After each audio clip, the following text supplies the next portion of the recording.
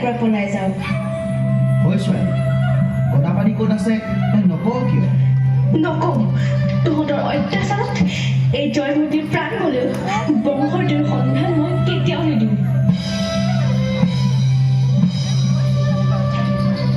আহিলেও আপোনাৰ ত্যাগৰ বিনিময়ত আমি আজি জয়মতী চিনেমাখনৰ শ্বুটিং সম্পূৰ্ণ কৰি আমি আপোনাৰ ওচৰত চিৰকৃতজ্ঞ